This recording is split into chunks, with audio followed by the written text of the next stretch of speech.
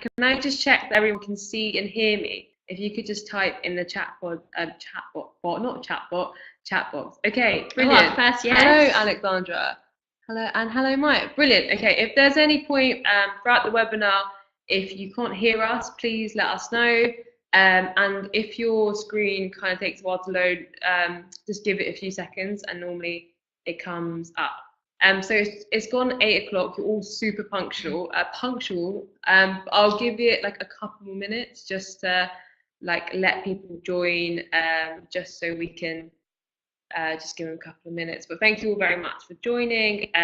So yeah, we're in the 23 Code Street office. You can see our sign. My head is blocking the 23. And I'll tell you a little bit more about us. Oh, hi, Petra. Petra is one of our students. Petra, you've been on like every webinar. Hello. I'm like super impressed. This is great. Hi, Emma. Oh, hi, Susan. Susan's one of our students as well. This is exciting. Petra, you are on a mission. Petra's literally been on, this is like the 3rd webinar. And if you've got any friends that aren't doing anything, send them the link. Oh, yeah. We can get more people involved. That's true. Brilliant. Okay, we'll give it 1 more minute. It's 8:01. Oh, hi, Neha. I hope I pronounced your name correctly. Yeah. Hi, Sarah. Is that, no?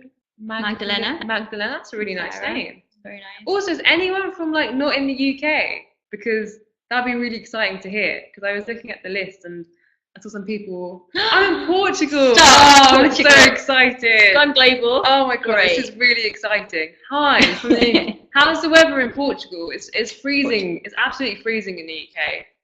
I could do some sun. I'm very jealous. Oh, I'm excited. Oh. We have no heaters. Okay. Well, hopefully we do. I've literally had the heating on all day because it's been like absolutely freezing. But that's really exciting that someone's joining from Portugal. Wow. Okay, it's 8:02. Let's officially start the webinar. So hi, I'm Serena. This is Sonya. We are 23 Code Street is a women's coding school. And for every woman we teach in the UK, we teach women in India digital skills. So we have a 1-for-1 model. We run in-person and online courses to teach women how to code and basically gain a technical understanding. So we've been doing this for the past couple of years, and we were started to basically encourage more women to get into tech. And we created the webinar series because when we had our classes or different events, the same kind of topics kept coming up.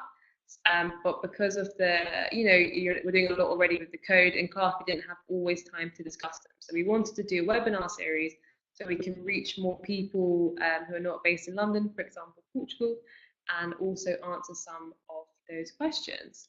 If you want to follow us on Twitter, let me just get the next slide. Here are our handles.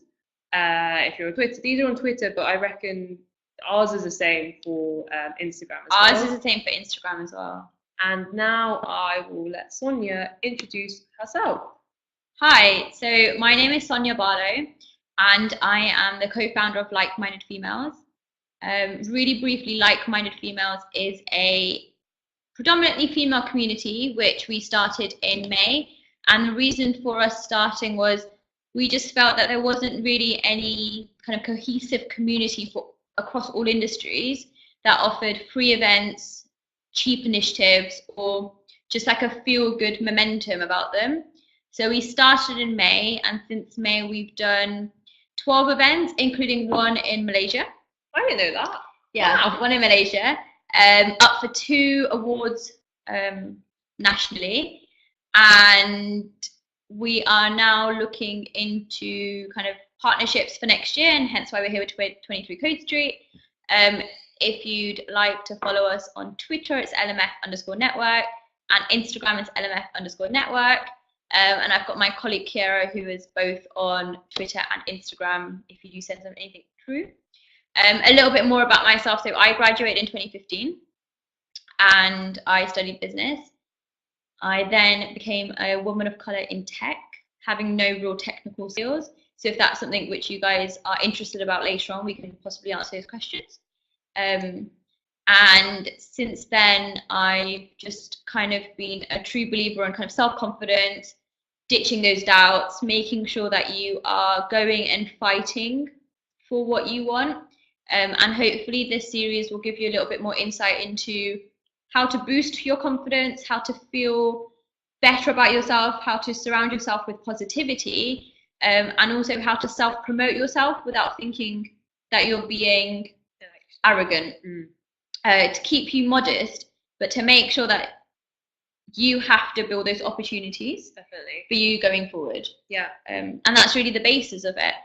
So if you have any questions, just drop them in the little box. Yeah, and we'll answer them at the end. So we'll do about half an hour to 40 minutes of talking about some confidence issues, and then we'll keep an eye on your questions, and we will come back to them at the end. So how we've structured the webinar is that we did a bit of research. Like I asked people in our community, and also did a Twitter poll about some of the key kind of problems women face a lot with confidence, and we really wanted to tackle them today and give you some practical advice on how to overcome them. Like, these are some of the problems I faced as well personally, so it'd be great to hear from Sonya how to tackle them.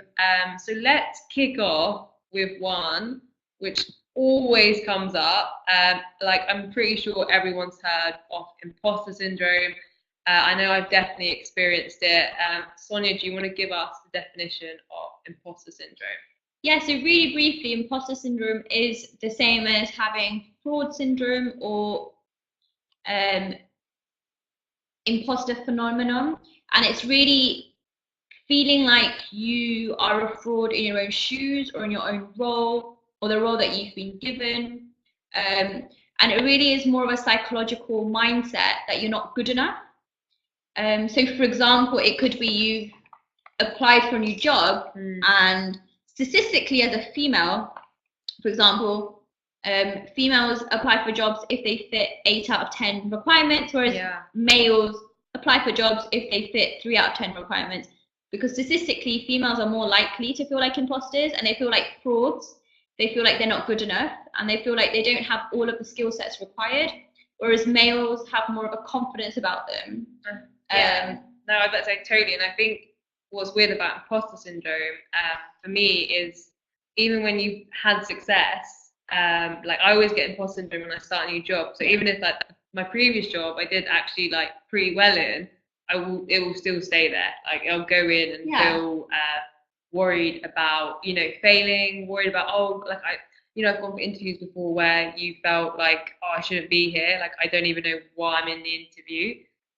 So I think it's like a really common problem. So what are some kind of things people can do to try and tackle imposter syndrome? So like I mentioned, imposter syndrome is actually predominantly females. So 2 out of 3 females feel that they have imposter syndrome. A quarter of them think it's because of criticism, either in the past or in the present, and a fifth think that it's due, or it's kind of they come across it when they try and ask for help. Whereas on the flip side, males are 18% less likely. So some of the things that we can do, and if you take it back to a psychological aspect, but also if you take it back to quite kind of a mental aspect, it's one, self-awareness. Okay, so being aware that you have imposter syndrome. Being aware you have imposter syndrome, and also being aware of what your strengths are. Right. Okay. And 2 is kind of self-acceptance. So self-awareness and self-acceptance go really well together. And when you look into coaching, it's you have imposter syndrome when you think you're not good enough. In order to tackle that, there's a few things that you can do. One of the things is to flip it around and focus on what your strengths are. So maybe drive that. So I feel like a good thing I've done before, like focusing on strengths, is writing a list. So maybe writing a list of your achievements. So I was actually speaking to Anissa, who is the founder of 23 Code Street, and she was mentioning this thing where people on Twitter are doing like achievement lists. So you start a thread of like everything you're proud of. So your strengths, really, like certain things you're super good at. So it'd be quite nice. I find that if I look at the list, and it will help me kind of get out of that imposter syndrome mode. And that's the thing. So imposter syndrome comes when you think you're not good enough because you can't remember the successes you have, and you focus on the negativity, or you focus on the disbelief of being able to achieve something. So if you write a list or if you have tangible results, that's definitely one way, is by noting things down. It doesn't have to be so public, it can be so private, but it could be one of kind of the tips and tricks that we say, or I've said to people I've coached, is every day just write down one thing that you're proud of. Nice. One successful thing you've done, and over the year that's over 360 examples that you're going to have that you can pick from, basically. That you can pick from, and also that you can share with, or it's as simple as having a reminder of your recent wins. So by that I mean, some people, for example, like to keep tangible objects. So it's about putting shelves up in your room so that when you go in, you can have see that your achievements. Another way is making a vision board. So vision board kind of stereotypically is about what you want in the future. But a vision board is also helping to kind of with that self-awareness piece and the manifestation. So it's going in and every day you wake up to these ideas and these kind of inspirational context, and it's all about being mindful. So when you walk out the house, you're already quite positive. And you're already manifesting what you want. Totally. And it drives that sense of ability, and it drives that sense of ability to like change. What about I find for me, imposter syndrome is this kind of obsession with being perfect because you're too worried I think I've read studies where saying actually like really confident people and people with high self-belief have imposter syndrome, but it's actually related to perfectionism rather than maybe lack of confidence, because you're worried if you're not perfect, you'll get exposed for being like a fraud. So like what's some advice on that? So then you flip it around. So for example, when I started Like-Minded Females, it was, I always say, we winged it. We had no idea what we were doing. So genuinely it came about overnight. So we were driving around overnight, my co-founder Julie and I thought, you know what, an event. And she was like, go for it. So I did, just overnight, made a LinkedIn, made a brunch, and it went. And to this day, I feel like I'm an imposter. Like even now, I'm sitting here doing this webinar thinking, I feel like, why am I doing this? There are so many more people that are more qualified than I. But then that's about having that mental control, taking a step back and saying, what are my strengths? What am I able to add value? How am I able to add value to other people? And focusing on them. Like, for example, I work in the tech industry. I'm not technical, I'm not a coder. I've spent the last 8 months thinking I can't progress unless I learn how to code. And for some people, that's the path that they want to take. I've now flipped it around and said, you know what, I might not be a coder, but what I am good at is speaking and presenting. Those are my strengths. So let me focus on what I'm good at and drive those. And work on my weaknesses. As something that I want to improve on. Definitely. Not a failure. And also if you see studies and you see kind of all these big CEOs and you see all these kind of celebrities and you see kind of inspirational role models, everyone has a failure story. I think that's what it is. It's also like accepting failure. Like we're all humans and we are, I mean, fail is quite a strong word, but like we're gonna make mistakes. And I find actually making mistakes, for example, when you learn to code, like you make tons of mistakes, but it teaches you a lot. So it really helps to kind of get rid of that perfectionism. And I also just wanted to touch on the point about kind of like how you mentioned like CEOs and celebrities, and a lot of people feel like this, but it's very easy when, you know, you go on Twitter, there's LinkedIn, Instagram, Facebook, and you feel like everyone is doing so much. You know, you're like, oh wow, she's won an award, she's doing 4 jobs, she's written a book, she's doing a TED talk. But I think it's like, I was speaking to Anissa about this, and also another founder called Nafisa, kind of rhyming there, Nafisa, who runs Amalia.com, and she always has this thing where like,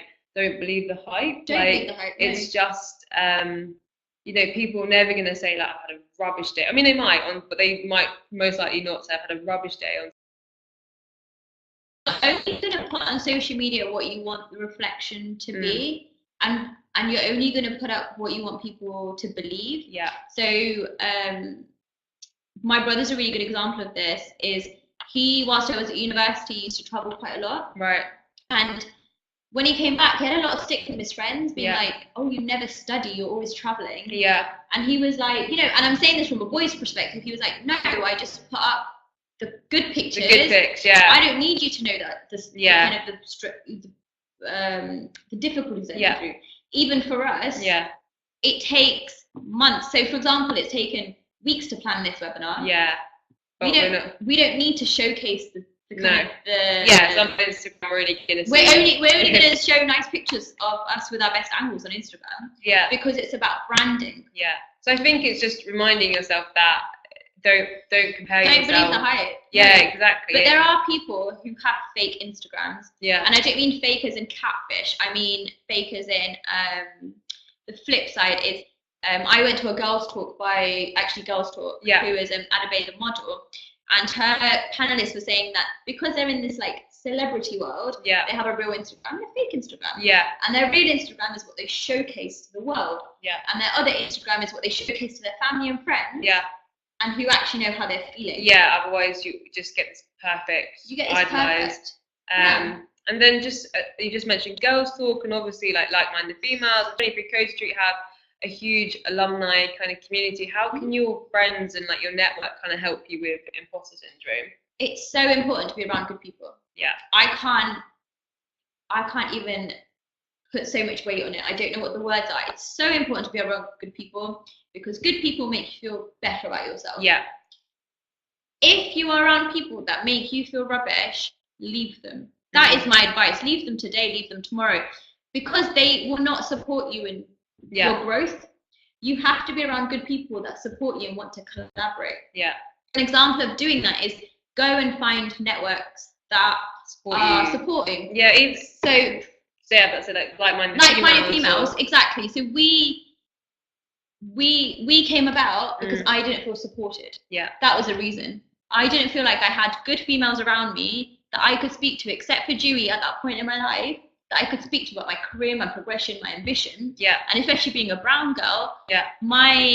You're conditioned to think that you kind of go to uni, you get married, you have kids. Yeah. I'm not of that kind. No, I totally get that. So I wanted to be around other brown girls or white girls or, of any race and gender. Yeah.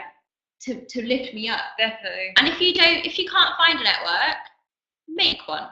Yeah. Honestly. Yeah, I think there's so many networks out there. Like we can, so I'll be sending an email out tomorrow to everyone who's registered, and I can definitely include some in there. But I think for me, like even having a group of friends who, if I'm feeling, my cousins are amazing. If I'm having, I'm nervous about an interview, I'm nervous about a presentation, they will remind me of my strengths and my achievements. Yes. So I feel like it's important because even if you're like, oh, I'm feeling rubbish, you'll go to your network. Like I'm in a WhatsApp group with some women I met once at Google Canvas. They were like, do you want to join a WhatsApp group? I was like, yeah, okay, cool. Bit random, but they've been amazing. Like just being in a WhatsApp group with women who kind of celebrate your achievements and help you. Yeah, I think they remind you that you're not an imposter. And so on that point, there's two things. One is say yes. Say yes to things and see what new opportunities arise. Yeah. And two is you have to be slightly mindful and you have to be mentally strong. So an example of that is in our LMF account, and that's the only Instagram I have, we make it a point that we only follow good accounts. Yeah. Accounts that inspirational or encouraging or manifesting or women's networks or men's networks. So that even if I wake up at 4 a.m. in the morning and feel crappy, if I flick through it, I automatically come something motivational that comes on. So that's kind of like your network. That is our network. Yeah. And we've got a WhatsApp group with there's a team of 6 now. Yeah. And we started with kind of myself and Dewey. Yeah. That now I can just message like, I feel crappy, can we go for a cup of tea? Yeah. And it's easy as that. It's as easy as messaging saying, can I go for a cup of tea? Can you help me? And honestly, if they say no, leave them. No, it's true. I think so we actually did a blog about imposter syndrome a few months ago, especially being women in tech where it's a very male dominated field. You might already have imposter syndrome, and then you go into a room where they're all men and they might not think as a woman you're very good at your job. So it's like double kind of imposter syndrome. So we asked some women in tech, and Nafisa, who runs Amalia, one of her advice was speak kindly to yourself. Yeah. So watch how you're speaking to yourself. Like speak to yourself like you would speak to a friend. So if you constantly, I've had it before where I'm like, oh, you're an idiot. Like, why did you say that? Why did you do this? And I was speaking so harshly to myself and constantly just kind of belittling, and I didn't even realize. So now I think like it's really cool to be like, actually, I'm not going to do that. Like, I'm going to think about it. So yes, and the extension of that, you speak kindly to yourself and be okay when you don't get things right. Yeah. The difference between men and females is that men don't ponder over things for too long. No. They've done it, it's happened, it's out in the space, let's move on. Whereas females think about it from every different angle, and think, oh my god, did I say hello correctly? Yeah, no. My hello, was that me hello? Oh, is they going to talk to me? I've done that before. Just one word, or was it aggressive? Was it not kind enough? Was it? Yeah. Otherwise, boys will be like, we said hi. They didn't say hi back. They don't talk. That's it. Don't really care. No, and to your point about kind of in the workplace, yes, you go into a male-dominated space. Yeah. Definitely. Be kind to yourself. Yeah. So lift yourself up. So it's small tips that I can give, such as like wake up and be like, I am confident. Yeah. When you stand on your tiptoes and come back down so that you're elevated. Yeah. And if you go into a room full of males, first thing, go and sit at the front, mate. Yeah. You don't need to sit at the back. Love that. I do not sit at the back of anything. Yeah. I will make sure that I'm right at the front where someone can see me. Yeah. And it's not for them, it's for me. Yeah. It's so that I feel confident enough that even if I don't share my views, that I'm in the room. And I think it's like, how you talk about your mindset. It's mindset. If you sit right at the back of the room, sometimes you get mansplaining. Yeah. But it doesn't help. No, it definitely doesn't help. But I really like that. Like, so I've done it before where I've sat at the back, and I think that already paints an image where you're like, I don't know if I'm meant to be here, or I'm not sure. Like, but if you sit at the front, and I suppose any advice on mansplaining quickly? So it's two things. So mansplaining, it happens. Yeah. It's no point like. I actually had a man mansplain to me how mansplaining is not a thing. No, it's a thing. It's a thing everywhere. Oh, I know. So there's two ways to kind of deal with that. One is if you are in that meeting and you've got ideas that aren't necessarily shared. Yeah. Or haven't been shared. It's when you go back, don't be the note taker. So don't type up your note, but do a follow-up email. Yeah. A follow-up email being like, thanks for your time. Really enjoyed your point. Yeah. Just to confirm or just to reiterate, these are some of my points I wanted to share. I really like that. That we didn't get time for. Or if you're free, would love to have a catch up with you. Let's put something in. No, definitely. So that's number one. Well, we actually got a slide about getting your voice heard. Yeah, so it goes there. And then number two is take ownership. Yeah. So if you think that your voice didn't get heard, but if you think you were an imposter in that moment and you were a fraud, turn it back around and think, okay, what are my strengths here? Yeah. What can I offer that a man can't offer? Yeah. Or another female can't offer? And go down that route. Yeah, because actually when speaking to people about this webinar, had a couple of people say, when you're like, say you're trying to argue, not argue, it's not the right word, but prove a point, and then you feel like you don't have the right knowledge. Do you know what I mean? Like you're worried about getting the statistic wrong. You're worried about, you don't know like the latest report or something. But I suppose it's not really about that. It's more about just being, like you said, following it up and being confident. Like it's, I suppose, how you say it as well. Be assertive. It's how you say it, and it's some ridiculous statistic, like 2/3 of what people kind of look at you for is your body language. So I could be saying anything right now, but because I'm engaging and because I'm smiling, you'll think every good thing is coming out of my mouth. You know, I could be like singing song lyrics and you'd be like, that's great. But equally, if I was sitting like this and I was like, it's going to be completely different because you're going to look at me and be like, she's not interested. And she doesn't want to be here. No, and I also think I think about language. So I feel like as women, we're always like, oh, sorry, can I just have a minute of your time? Oh, I just wanted to add something. Like, just be like, I've got a thought, I want to share it. I've always, like, in my past career, just been like, oh, have you got like a second just to talk to me about? And now I'm like, oh no, that's like not the word. Yeah. I'm genuinely one of those like brown girls that I just had a voice. So I am shameless. No, that's good. But not in a good sense. In a sense now where I found my skin. Yeah. So I genuinely faked it till I made it. No, that's great. For sure. And I will never, okay, sometimes you're like, oh, what do people think? What do people think? But actually, if I want a coffee with you, I'll pop it into your calendar. Yeah. And then I'll send you an agenda and be like, oh, by the way, it's great to meet you. Let's have a coffee. Yeah. So you have to be, as you get older, in order to like benefit from imposter syndrome. Yeah. It's one, you have to be kind to yourself. Yeah. But you have to be kind in the sense of just giving yourself self-confidence. Yeah. Like, I can do this. Yeah. Two, is you have to be slightly shameless. Yeah. There is no point of having shame when at the end of the day. Actually, let's pause that thought, as I think that links really well into with self-promotion. Self-promotion. Is it the same thing? So self-promotion, this came up a lot. So an example of self-promotion would be, say you've done some really loud police car. I don't know if you heard that. So say you've done something really good. Maybe you've won an award, or for example, I did a hackathon a couple of weeks ago, and my team won best team, and I was like super happy. Thank you, because we like worked really hard. I was the leader of the team, and I was like, oh, I should really put this on LinkedIn. I should really put this on Twitter.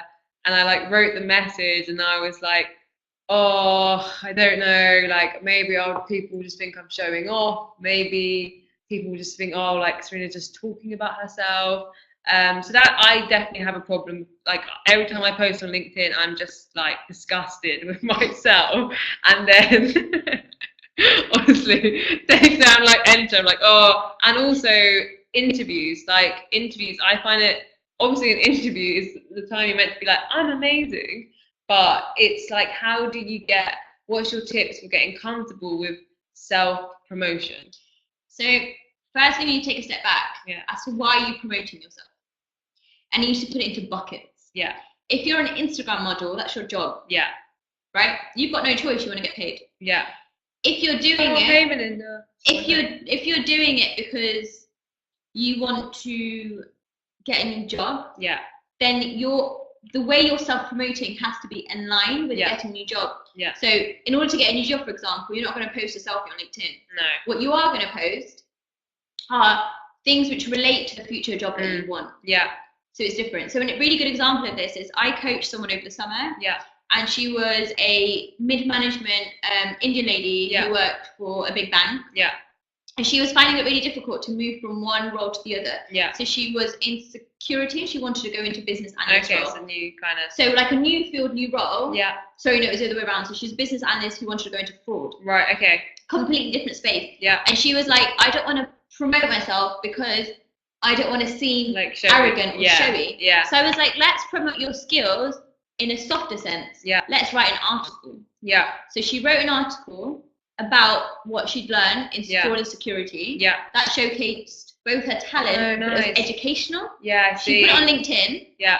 It got so much engagement from both her work colleagues and externally that 2 weeks later she actually got a leadership award nomination. Wow. Because she was sharing knowledge. Yeah. So self-promotion can be linked very well with sharing your knowledge to kind of support others. Rather than being like, I am great at this. Yeah. You can be like, okay, I went to a confidence course. Yeah.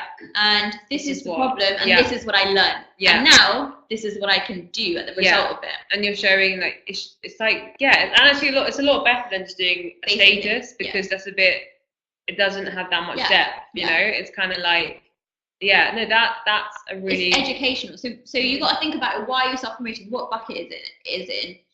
Also for us, for example, we started a females network. Yeah. I was in the beginning, I was really bad at self-promotion because I didn't quite understand what our objective was. Yeah. Now we know our objectives is to connect with like-minded females, to inspire them and to empower us. Yeah. So our self-promotion comes from a place of, we want to educate you, we want to inspire you, we want to create the right events for you. Yeah. So if I'm on LinkedIn and I am posting about the event, it's because the objective of, here is an event that we worked hard. Yeah. This is what people learned from it. Here's the next one. Yeah. No, definitely. I learned. When I was in my first role, I won a Rising Star Award from We Are the City. Yeah. And I was nominated. And I thought, you know what, this is great. It took a lot of effort for me. I sent out a company-wide email. Yeah. Being like, please, can you vote for me? Yeah. My manager told me off. Why? And my manager was female. Wow. Told me off and said, that was shameless and you were arrogant and you can't do that. Wow. And in that moment, I didn't have a lot to say because I was obviously taken back. Crazy. But actually, it's completely the same when people send out an email saying, I'm going on a charitable run, can you donate? Yeah, exactly. Like, I wasn't asking for money. Yeah. I was asking for a vote. Yeah. But I actually got told off. And from that moment, I realised, well, that not just that moment, there were other moments. Yeah. But from that moment, I realised, if you're not going to do it, no one is. Yeah. No, and I suppose it's also, I feel like when she was jealous.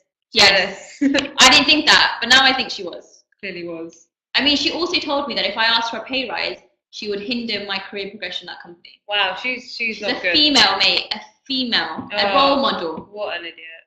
Just, and I know what there's like there's a book like Lean In by Sheryl Sandberg. I don't know if that's a good book now for the whole Facebook thing, but just using it as an example. But it's also not a good book because someone's written the contrast of it, saying actually when you're leaning in, you're being submissive when you're saying that females have these weaknesses. Yeah. Whereas on the contrary, what we should be doing is we should be raising the roof and we should be supporting females in their weaknesses and strengths and coming together to say, here's my weakness, is completely fine. Yeah. But here's my strength and this is what I can do for you. No, I love that. Okay, I was going to use an example from the book, but I'm not going to say it because that's way better. But it was basically like shout about your achievements. And it's crazy that your manager said that, because even though I'm like, oh, I don't know if to post on LinkedIn, if someone who I was managing said I want to send this, I'd be like, yes, I would send it for them. Yeah. So I think that's also like another bit. So we spoke to other women, and one of the advice was like, describe yourself like your friend would describe you. Yeah. So it's also basically thinking, what would you be telling a friend? Like if you said that to me, I'd be like, of course, send an email. Do you know what I mean? Like, and then you go back to why do you want it? Look, 3% of females 3% of CEOs are female. Yeah. And 15% of females are on a board. Yeah. Now, are you doing your self-promotion to make a change, to lead a change? Yeah. Because the only way you're going to do it is by raising your voice and saying, I have done this great thing. Yeah. And here's how I've added value and someone's benefited from it. Yeah. When we promote like-minded females on the internet, when we first started, I was very embarrassed. And I have to admit, I was embarrassed because we didn't really have much connection. We didn't really know what we were as a brand. And that was only 5 months ago. Yeah. And it was just an idea that came about. Yeah. Now I promote with pride. For example, we're looking for speakers. Yeah. And no, you just said. If I didn't promote that and say we're looking for speakers, we wouldn't have anyone come back to us wanting to speak. No, definitely. I think it's also like totally get about the value, but it's also just like being proud of yourself. Be proud of yourself. You know, life is too short not to be proud of yourself. Exactly. If you've done something, you're like super proud of it, and you think even if it's like a small thing, like shout about it, like. Shout about it. And be around people that will shout about it for you. I literally, oh my god, on the same so page. Important. Yeah, don't shout about yourself. Like a really good example is Serena's mentioned her mate Nafisa a few times. Nafisa is not in the room. There is no need for us, but you are proud of what she is doing. Yeah. And you want people to know about it's true, doing, and right? I feel and likewise like Anissa, we've got a similar name. Anissa, Nafisa, like they like I've been working for the past few months, and they're so encouraging and they're so like amazing to be around. And I see them kind of, they self-promote and they do it so confidently, and it gives me like, I really respect these women. So it's like they're doing it, so I should be doing it. And it kind of and it gets rid of for me like that stigma. That stigma. I think maybe not like someone said to me, don't self-promote, but I've clearly like learned it from society. But the thing is, so a lot of that comes back to our culture. Yeah. If I think about my culture and upbringing, maybe mine isn't the best one because I come from quite a loud family and we're quite vocal. Generally, you're meant to be a bit more submissive. You're meant to be quiet. You're not meant to shout about it. Yeah, it's true. So as I've grown up with age, I've learned the difference between personal and professional, raising the roof and self-promotion. And I've also learned about the ways to do it. Yeah. So again, that's what I mean. Be around people that self-promote for you. Yeah. And on someone just wrote their rubbish about self-promotion. I work with Melinda. She's great. You don't have to self-promote like, write on LinkedIn, here's what I did today. Yeah. Small ways, that tips and tricks I can give you how to self-promote is, for example, on your LinkedIn, pretend it's your online CV. Right. So every time you have an achievement or you've done something at work, just go on your profile, and on the bit where your work is, and add that in. And also add stats, right? Add stats, add data, add achievements. So that way you're not self-promoting as in shouting publicly, but you're self-promoting enough that when a recruiter sees it, it's there. Yeah. Self-promotion could be, for example, we're here today. Yeah. So we put it on our Instagram that we're here today. We're not Instagramming the whole thing, but we put in the fact that we've got like a business meeting, so people are aware of what we're doing. Yeah. But it's on a more kind of subtle sense. Yeah, no, definitely. And I think, especially the thing about the LinkedIn profile, so important. I think it's like, like it's really good to say you've done this, and then don't just state like, you know, I ran a marketing campaign. No. What value did you add? Did you increase the growth by 20%? Did you, you know, grow the team? Like, show off about your achievements. Show off, because if you write it down, it makes it real. Just like if you say it. Definitely. And then when someone brings you back up on it, you're like, yes, I did that, and this is what I did. Yeah. And then also for any mums watching, like I used to work for a company which did tons of stuff for mums, and we used to have a thing about having that gap on your LinkedIn profile, on your CV, about because you're having children, like, which is incredible. Like, well done you, and you should be ashamed. LinkedIn, be like, my body got ripped apart for 9 months. That is my achievement. Well, basically, they write on their LinkedIn, like, you know, raised children. Yeah. Or I actually was a mum. And then what's great is some women have been, like, saying, negotiation skills about, like, going to bed or, like, managing, like, completely own it. I feel like that's a great way. Unfortunately, just because of society, you know, a lot of women kind of hide that thing. But it's, like, promote that you're doing that. They've been great. But on the flip side, and I don't know how many men are in the chat, even for men, I say you can self-promote. Yeah. Because men think they can't self-promote skills such as soft skills, vulnerability, emotional intelligence. Yeah. Those are skills that for some reason society says you're masculine, you can't have those skills. Definitely. And those skills stay inside females. So even for men, it's about, you know, again, when you go to your LinkedIn, for example, put little points like emotional intelligence, this is a problem I solved. Yeah. When you're talking to females, self-promotion could be finding a mentor or a sponsor. So, like, like Tom, he actually did a webinar, and Tom's amazing. Yeah. Like, he talks to you, like, on the same level. Yeah. And, like, Tom's got an amazing career, and it's, like, he's so good at that. So I feel like on Tom's LinkedIn, we're not watching now, but maybe if he sees the recording, Tom should put that on his LinkedIn, because, like, he's super good at it. I'm just going to move on to the next point, just because it's gone really quick. Really quick. Okay, so we briefly touched on this. So getting your voice heard. This also has come up. I've seen it in forums. I've seen it from our alumni, and just also on Twitter when mentioning this. So it's in scenarios where, you know, you might be in a meeting and you feel like you're constantly dismissed, or maybe just even in small teams. I found this where you just don't feel like you're listened to. And you don't know what to do because you can't, like, shout and be like, listen to me, you know. And I think it's already really good that you touched on the point of, like, go in with the right attitude. Yeah. Like, if you're questioning, why am I in this meeting? Like, you know, do I actually need to be here? You're going in with the wrong attitude. Like, it's attitude and it's take initiative. So there is a common issue between confidence and arrogance. So does getting your voice heard, does it mean that you're being arrogant and you want everyone to love you and you want to be the center of attention? Or is it about being confident and letting people know the successes you're having and equally the mistakes you've made that built you? Yeah. One of the kind of the tips I'd give is, well, not one, I've got a couple, but one of them is take initiative.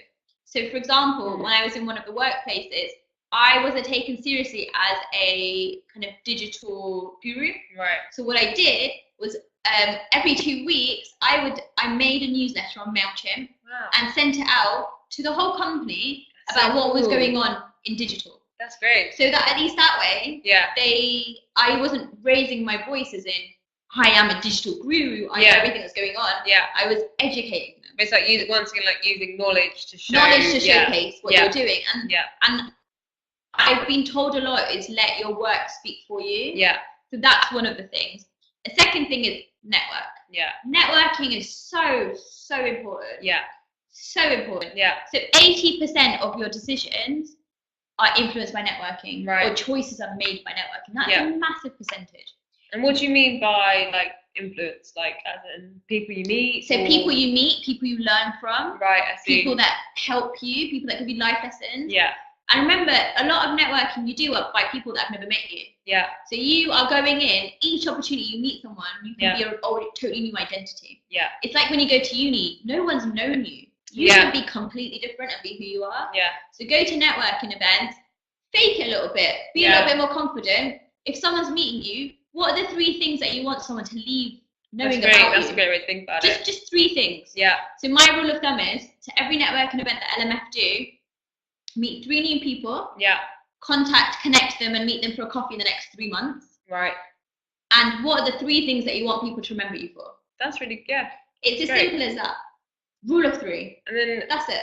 What would you do if, say, you're in a male-dominated team and you have to go to a lot of meetings and you just kind of like, yeah, that's nice, but you know, blah blah blah, like whatever.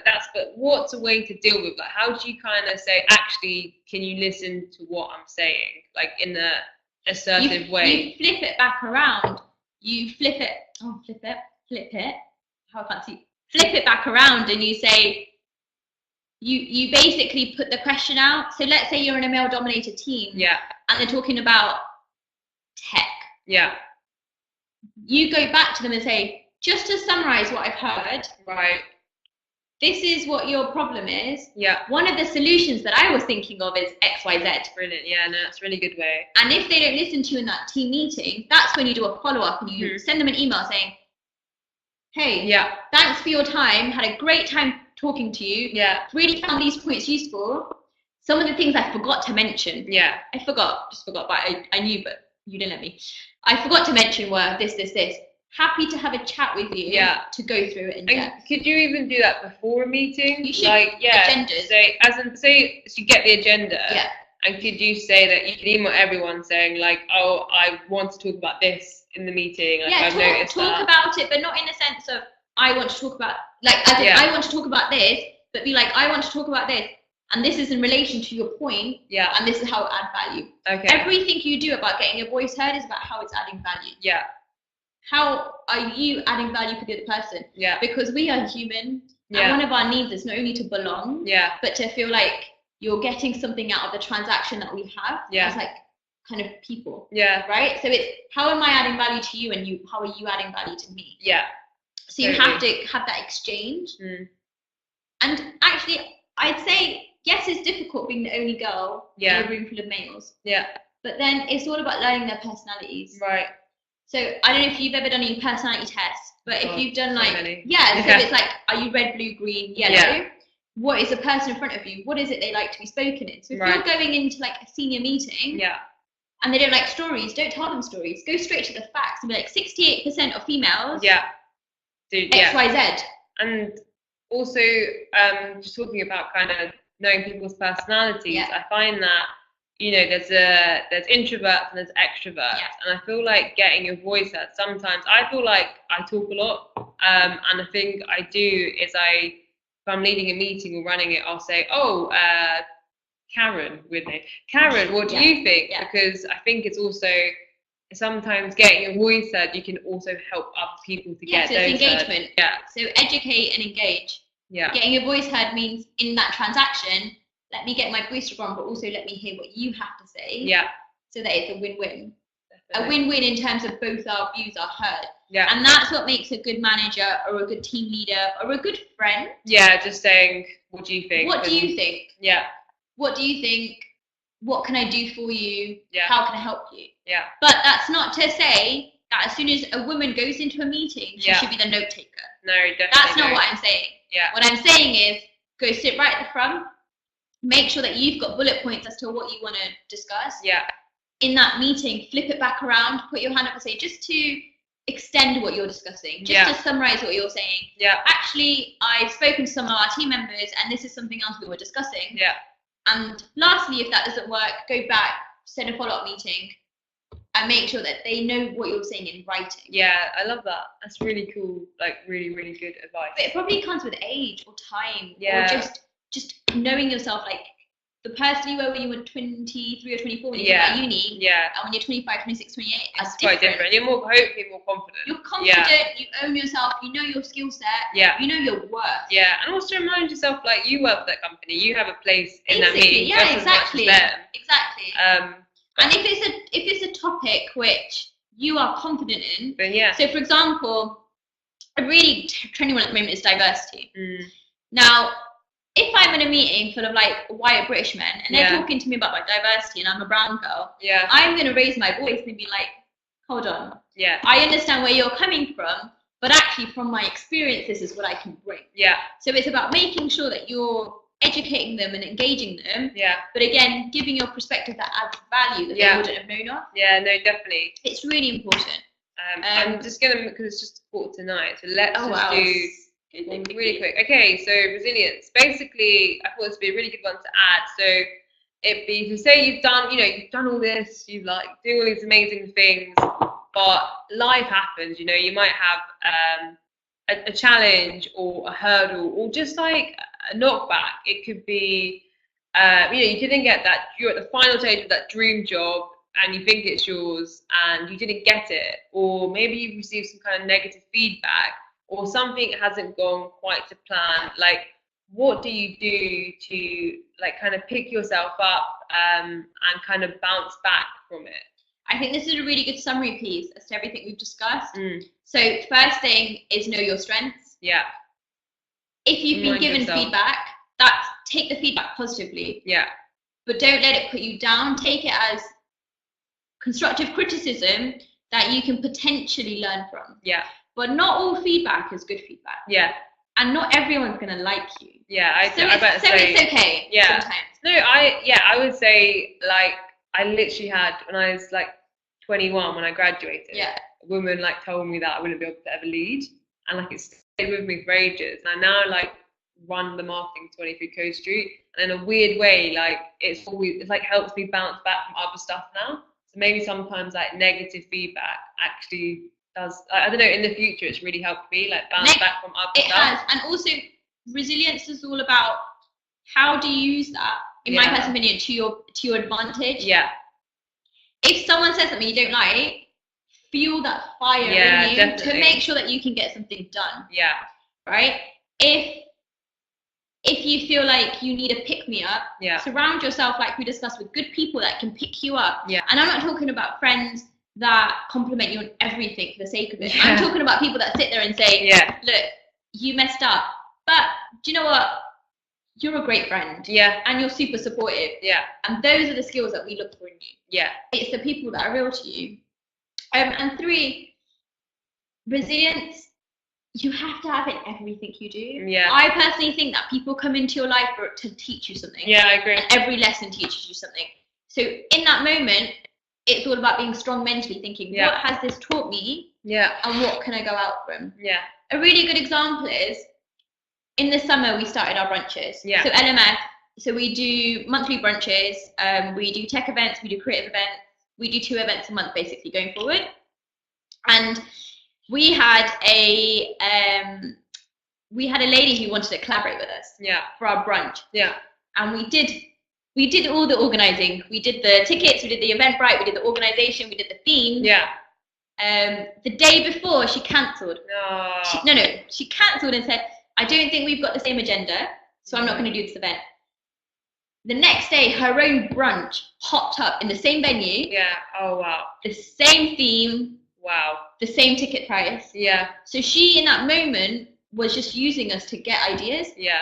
And in that moment, it broke us. Yeah. It broke me. It broke my co-founder Julie because she was so lovely. Yeah. But actually, we took that as fuel and we said, we have to be resilient. We can't let that one thing get us down. Yeah. And then we flipped it. Yeah. And now what we do is we do brunches, and we now work with communities to teach them how to do events. Yeah. And we collaborate. Yeah. And in addition to that, we now have T's and C's. Yeah.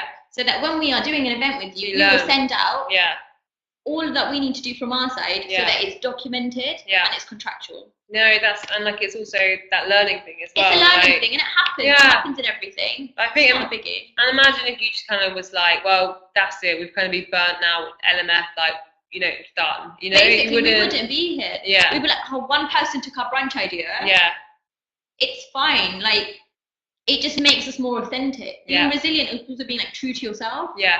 And kind of to summarize all of this, confidence comes from within. Yeah. So you, one, have to be positive about yourself and who you are. So be authentic, be true to yourself, own yourself, your identity. Two, you have to truly believe in your strengths. Yeah. And three, you have to do things which educate and engage. Not educate and engage just other people, but also yourself. Everything you do is a learning experience. No, definitely. And I also, about the educate and engage thing, I think like when you do, if you've had like, you're feeling low and confident, I've done it before where like I've written a piece about like marketing and I'm like, wow, I actually know like quite a lot. Like, which it sounds so stupid, but you like write it and you're like, actually, like I actually do know quite a lot. So for example, like earlier this year, I got made redundant, which was like a massive blow. And then I went to, for International Women's Day, I went to the Scoogle event where they basically put you in groups with charities and you like help them basically get better. Yeah. And then like during the event, I was like, wow, like I actually do know quite a lot of stuff. Like I'm actually quite good. And like it really like helped me bounce back. So I think it's like I've never thought of it as like educate and engage kind of thing. Educate and engage. It's if you think of those two things, it will get you across. Yeah. And just believe that everything you do learn. Yeah. And lastly, it's surrounding yourself with the positivity of people and a good group. I don't think you have to be around 10 people. Yeah. You can have one good person around you, but that one person is the one that believes in your vision and supports you and fuels your fire. Yeah. Hence why the networking events we do are really important. Hence why coding companies like this are really important, because it's all about females helping females. Question on this. What do you do? Let's take your manager. She clearly did not see how amazing you are. What do you do when you have that person? But then what do you do if you feel like the people you're working with don't see your potential? And like because they're not going to help you remain confident, do you like how would you manage that? Do you like, because sometimes you can't leave the company, like how do you balance? I think I've dealt with that quite a lot. As a person, yes, I'm quite extroverted. I'm a definition of an extrovert. But that doesn't mean that when you talk to me, I don't need time to think about things on reflection and come back. So the way that I've done that personally is, for example, I work in a tech company. I'm not technical. It's I teach myself. Yeah. I do LMF, and this year was the first time I've ever used Instagram in my life. Yeah. Wow. You're really good. And I got excited. No, I was really bad. No, really bad. Terrible. No. I got excited and I had dreams about hashtags. Yeah. It was really bad. I've been there, done that. But what I did in that moment is I went back and I learned. So I educate myself and I taught myself so that at least I could, maybe I was never going to be good enough, but I can say I tried. But it helped you, like, even though you kind of had like a challenge, or like, it took you a while to get there, educating yourself is really helped. And I suppose it's like the women who learn to code with us, when they initially come and did a course, they're really scared. Like I've done the course, I was quite scared to learn to code, but then week by week you basically realize, actually I'm coding. Like you're coding, you're learning, you're getting better. Like you're always going to be in a position. So if we take that out of the work context, you're always going to be in a position where someone is better than you, or you are not good enough, or you don't have the right skill set. Yeah. So you can either do kind of a few things. You can remove yourself from that situation and go and involve yourself where you are better. Yeah. If you can't do that, you can educate yourself and you can train up so that though you maybe aren't on the same scale as them, you know technical jargon, you know a little bit of the wording, you know a little bit enough to get you by. No, totally. Like before I learned to code, like developers are just people who code. They would like send me emails and they'd be like an API, and I'd be like, what's an API? Like I don't even know. No. An API is nothing fancy. Like I learned that really quickly in my coding course, and now like feel confident about it. But you get scared by like all the jargon. So I feel like take baby steps. Yeah. I think what we do as females especially is because we micromanage and we multitask, we want to be good at everything. Yeah. Definitely. So it's take a baby step back and be like, okay, today my priority is this. Yeah. And over the next week, 10 weeks, 10 months, this is what I'm going to try and do. No, definitely. So even, for example, networking, a lot of people are not comfortable networking. Yeah. So when they come to our events, you can see the passionate networkers and you can see the newbies. Yeah. what we do is Yeah. we tend to kind of give them that space where they can come in, feel quite comfortable. Yeah. We teach them a few tips and tricks about how to network. Yeah. We give them the forum Yeah. where they can go and network, and we come and encourage them by having the few conversations and letting them talk about themselves. Yeah. People love to talk about themselves. Just needs the extra kind of encouragement. Encouragement, a bit of push. And remember, it's a rule of 3. Yeah. That's what we advise, and that's what we entice, and that's what we entertain. Yeah. So it's all about making sure that you connect with that rule, and then it gets easier and easier and easier. Yeah, no, like definitely.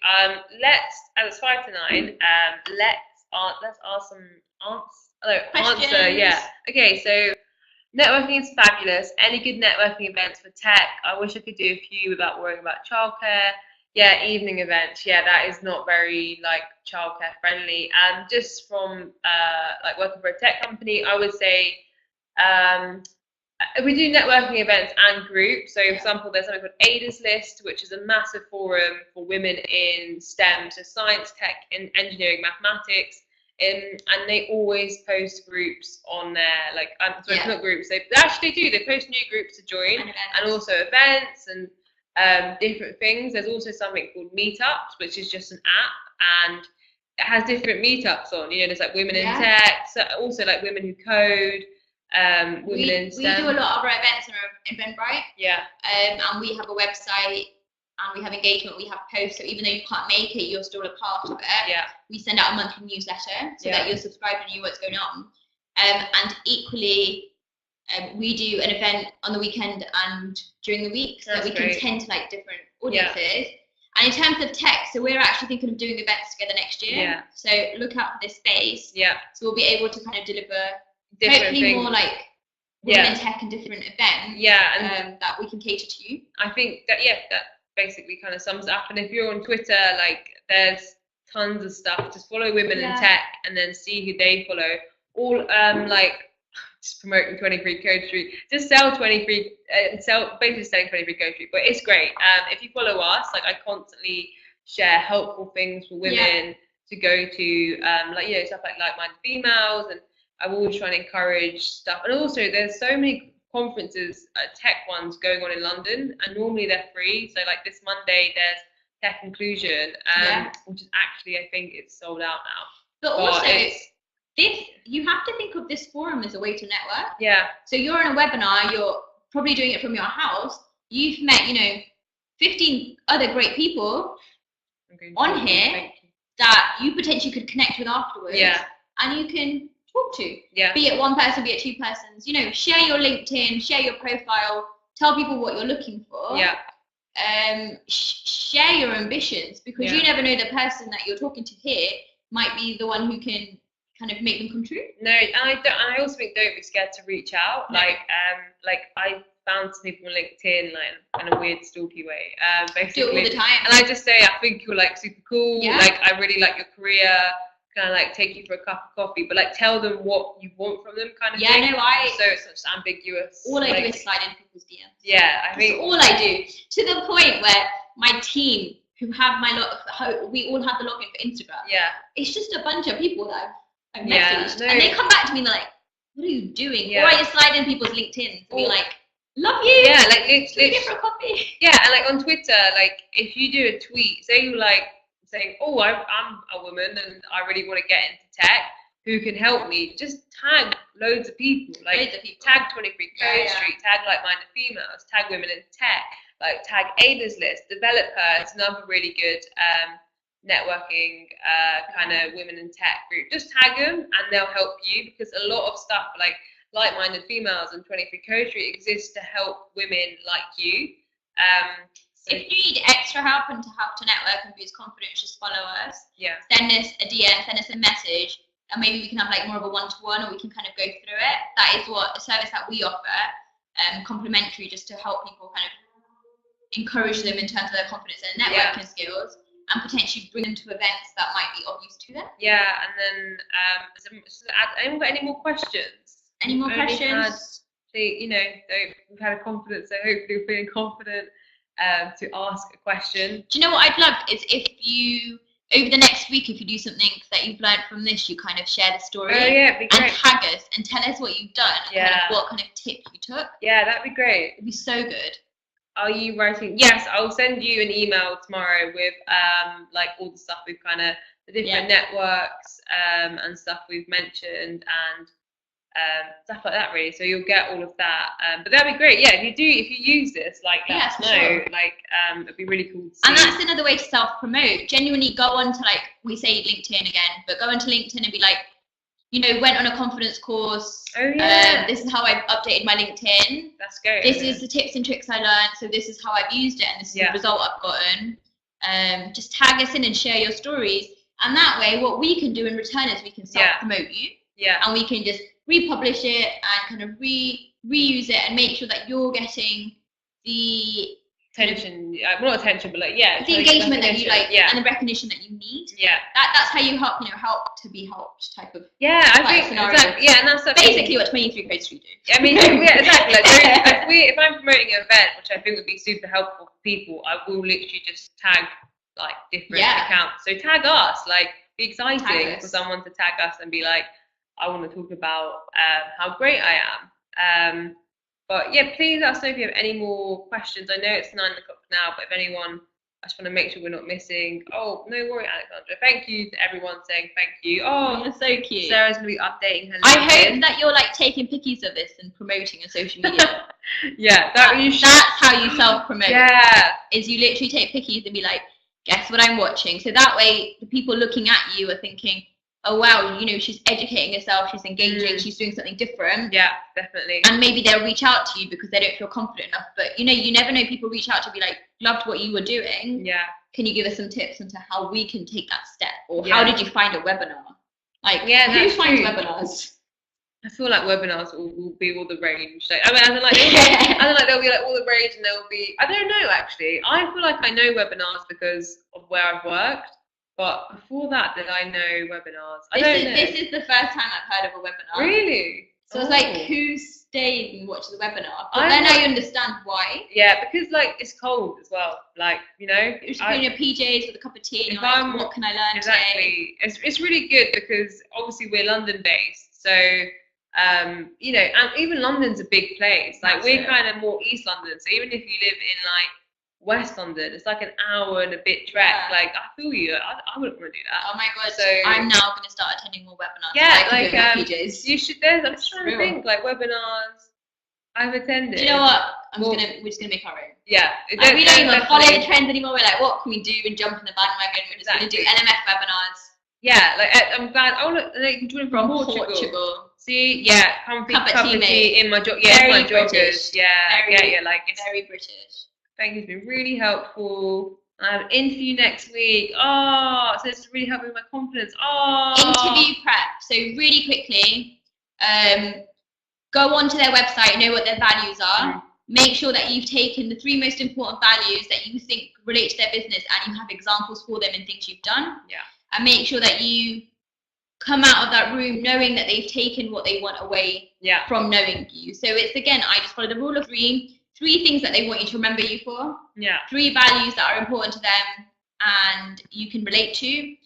And do you know what? Go in confident and ready, and know that, God forbid, even if you don't get it, it was a great learning. Yeah, and I think that's it.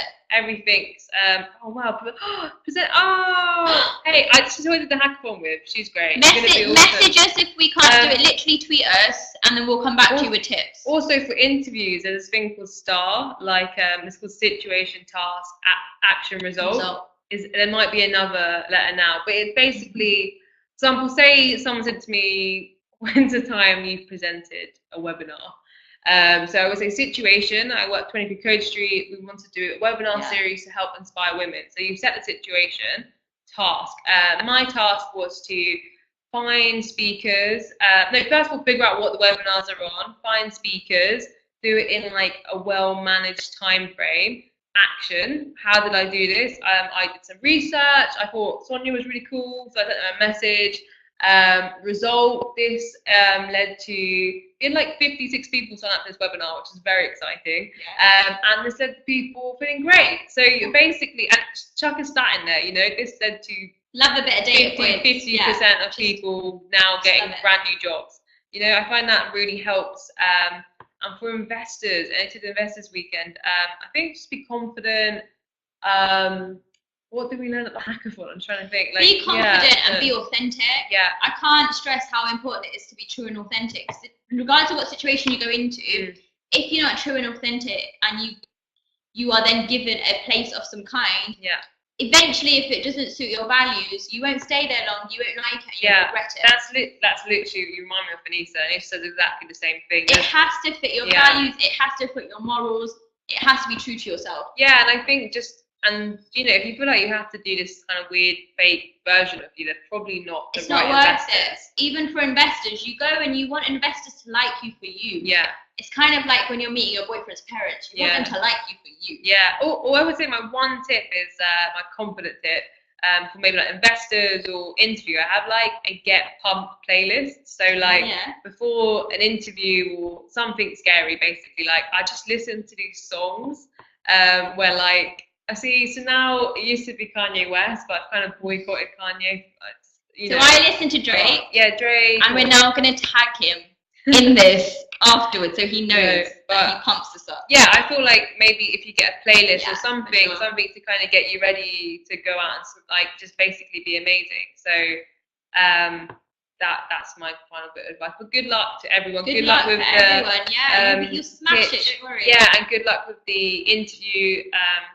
And like let us know how it goes. Yeah, of course. And just and let us know if beforehand with interviews or pitches, if you want to kind of send something over that you want us to check, or if you have like a 30-second pitch that you kind of want to send over and be like, grammatically, is this okay? You know, it's all about helping others to help others, right? So now that you've met us and you've got our social media details, be sure to use it. Don't just kind of come here and not do anything about it. You know, stalk us, DM us, be our friends. Yeah, and just so thank you very much everyone joining us. Thank you, Sonya, for giving up your evening.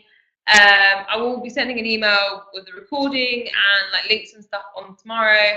And yeah, if you've got any questions, get in touch. Enjoy the rest of your Thursday evening. I hope you all enjoy your cup of teas. I'm going to have one when I get home. But thanks very much, everyone. Signing off. Bye.